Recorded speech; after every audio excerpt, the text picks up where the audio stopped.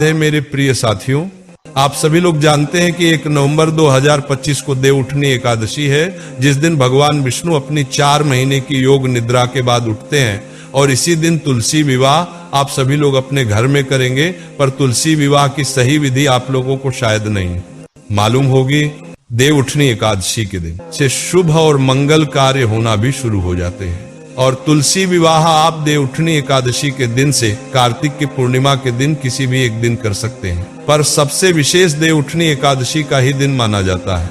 साथियों, ये सारी अद्भुत जानकारी हम आपको इस वीडियो में अच्छे से समझाएंगे। सबसे पहले आप अपने घर में कोई एक ऐसा स्थान चुने जहां पर आप तुलसी विवाह करेंगे और उस जगह को अच्छे से साफ कर ले। मेरे प्रिय साथियों, अब वहां पर एक चौकी रख लें और तुलसी जी का जो पौधा आपके घर में है उसे भी वहां पर लाकर रखें, और वहां पर एक रंगोली भी याद से बना ले। इसके बाद तुलसी जी के पास में आपको शालिग्राम भगवान भी रखना होते हैं। अगर आपके पास शालिग्राम भगवान है तो उन्हें भी विराजित कर ले, अन्यथा आप एक विष्णु जी की कोई फोटो या तस्वीर लेकर उसे चौकी पर पीला कपड़ा बिछाकर रख ले। महाराज, अब थोड़े से सफेद तिल का आसान देकर आप कलश की स्थापना करेंगे, क्योंकि एकादशी के दिन चावल का प्रयोग नहीं किया जाता है। कलश में जल, सुपारी, सिक्का, हल्दी, तिल और फूल आप डाल देना, और ऊपर से आम के पत्ते सजाकर नारियल रख देना। इसके बाद आप लोग गणेश जी की स्थापना करेंगे। यहाँ पर आपकी पूजन की तैयारी पूरी हो जाती है, और अब हम लोग भगवान से हाथ जोड़कर प्रार्थना करेंगे कि आज हम आपका विवाह कराने वाले हैं, तो हमसे कोई गलती हो तो उसके लिए आप हमें क्षमा करें। मेरे प्रिय साथियों, अब सबसे पहले एक लोटे में जल लेकर हम सभी भगवानों पर थोड़ा सा जल छिड़क देंगे शुद्धिकरण के लिए। इसके बाद आप एक देसी गाय का घी का दीपक जलाकर भगवान के सामने रख देंगे। अब सबसे पहले आप गणेश जी की पूजन करेंगे, जिसमें आप उन्हें रौली कुमकुम से तिलक और जानेऊ और वस्त्र स्वरूप कलावा भी समर्पित करेंगे। इसके बाद गणेश जी को फूल और भोग भी आप समर्पित कर देना। उसके बाद आप कलश की भी पूजन कर देना।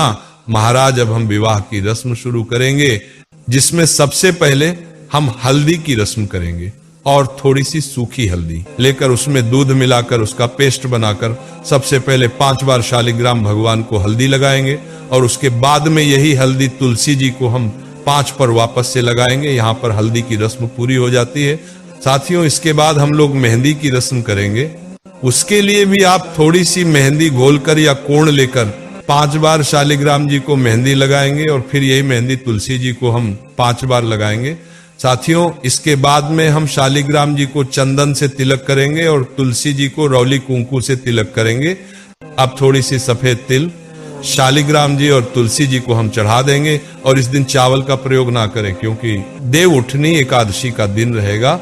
साथियों, जब शालिग्राम जी को जानेऊ और कलवा आप चढ़ाए और तुलसी जी को चुनरी उठाएं, महाराज अब हम वरमाला की रस्म करेंगे, जिसमें सबसे पहले हम तुलसी जी को एक फूलों की माला छुआकर शालिग्राम भगवान को पहना देंगे। इसके बाद दूसरी माला शालिग्राम भगवान को छुआकर तुलसी जी को आप पहना देंगे। अब आप तुलसी जी को 16 श्रृंगार की जो सामग्री होती है वह चढ़ाएं। अब हम लोग गठ जोड़े की रस्म करेंगे। इसके लिए हमें एक पीला कपड़ा लेना होगा। आप इस पीले कपड़े में सुपारी और सिक्का रख सकते हैं, और ये कपड़ा आप शालिग्राम जी को उठाकर तुलसी जी की चुनरी से इसको बांध देना। साथियों, इसके बाद हम फेरे की रस्म करेंगे। इसके लिए कोई पुरुष शालिग्राम जी को उठाकर तुलसी जी की परिक्रमा कर सकता है, अन्यथा आप एक नारियल लें और उसे शालिग्राम और तुलसी जी के ऊपर से 7 बार घुमा दें, और आप जैसे भी फेरे कराते हैं वह 7 फेरे आप लोग करा लें। मेरे प्रिय साथियों, इसके बाद हम सिंदूर दान करेंगे। इसके लिए एक सिक्के में थोड़ा सा सिंदूर लेकर शालिग्राम जी को छुआकर तुलसी जी में समर्पित करना है, और बाद में यह सिक्का तुलसी के गमले में ही आप रख दें।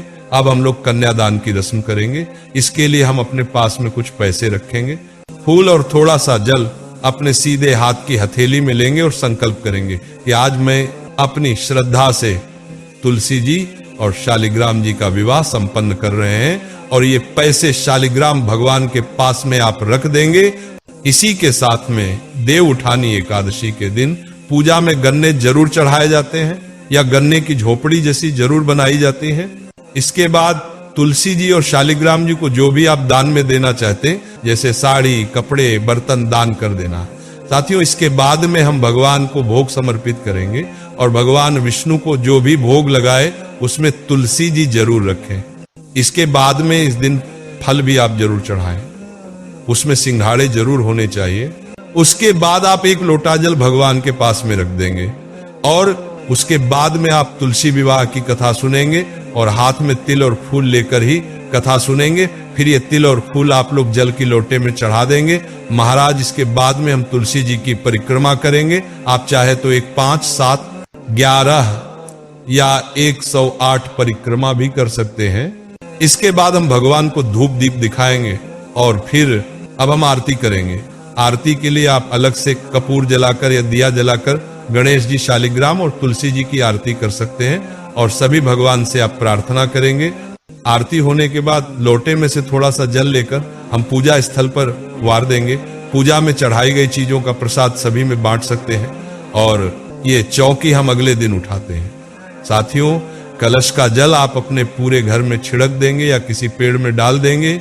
इसके बाद में तुलसी जी और शालिग्राम जी को चढ़ाए गए सामान का आप सभी का दान करेंगे। ये दान आप किसी पंडित जी को कर सकते हैं, ये किसी तरह के जरूरतमंद व्यक्ति को भी कर सकते हैं।